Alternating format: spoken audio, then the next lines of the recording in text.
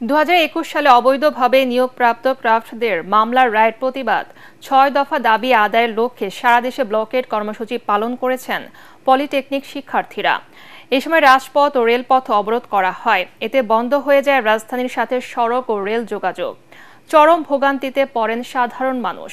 শিক্ষার্থীরা বলছেন, দাবি আদায় না হলে আরও কঠোর কর্মসূচি দেয়া হবে। প্রতিনিধিদের পাঠানো তথ্য ও চিত্রের ভিত্তিতে আরও জানাচ্ছেন কামরুজ্জামান রাজীব। চট্টগ্রামে সড়ক ও রেলপথ অবরোধ করে বিক্ষোভ করেন পলিটেকনিক ইনস্টিটিউটের শিক্ষার্থীরা। দুপুর থেকে 2 নম্বর গেট এলাকায় বাংলা ব্লকেট কর্মসূচি শুরু করেন তারা।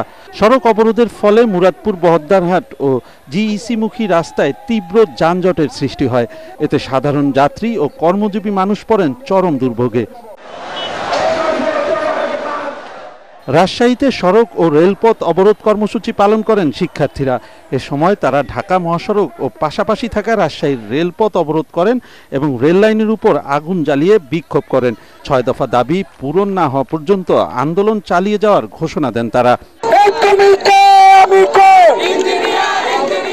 কুমিল্লায় কোটবাড়িতে ঢাকা চট্টগ্রাম মহাসড়ক অবরোধ করেন পলিটেকনিক ইনস্টিটিউটের শিক্ষার্থীরা।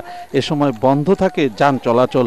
2 ঘন্টা পর শিক্ষার্থীরা মহাসড়ক থেকে সরে গেলে ঢাকা চট্টগ্রাম মহাসড়কে যান চলাচল স্বাভাবিক হয়।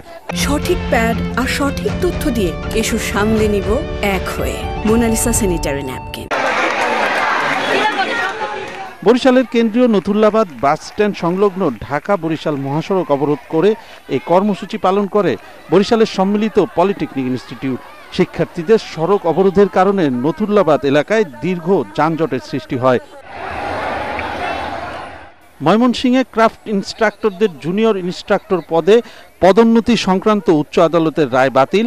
ডিপ্লোমা ইঞ্জিনিয়ারিং কোর্সে যে কোনো বয়সে ভর্তির সুযোগ বাতিল সহ 6 দফা দাবিতে মহাসড়ক অবরোধ করে পলিটেকনিক শিক্ষার্থীরা। এতে ময়মনসিংহের সাথে ঢাকা, নেত্রকোনা, শেরপুর ও জামালপুরের যানবাহন চলাচল বন্ধ হয়ে যায়। মহাসড়কের 2 দিকে সৃষ্টি হয় দীর্ঘ যানজট। দিনাজপুর ফুলবাড়ি বাস স্ট্যান্ডে অবস্থান কর্মসূচি পালন করেন শিক্ষার্থীরা। এতে দিনাজপুর থেকে ঢাকার রেল ও সড়ক যোগাযোগ বন্ধ হয়ে যায়।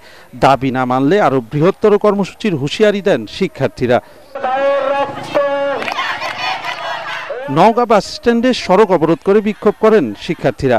এতে ভোগান্তিতে পড়ে সাধারণ মানুষ। এ সময় পলিটেকনিক ইনস্টিটিউটের শিক্ষার্থীদের একটি মিছিল বিভিন্ন সড়ক প্রদক্ষিণ করে। এছাড়া নরসিংদী সহ অন্যান্য জেলা থেকেও পলিটেকনিক শিক্ষার্থীদের আন্দোলনের খবর পাঠিয়েছেন আমাদের প্রতিনিধিরা। Bureau report, ATN Bangla.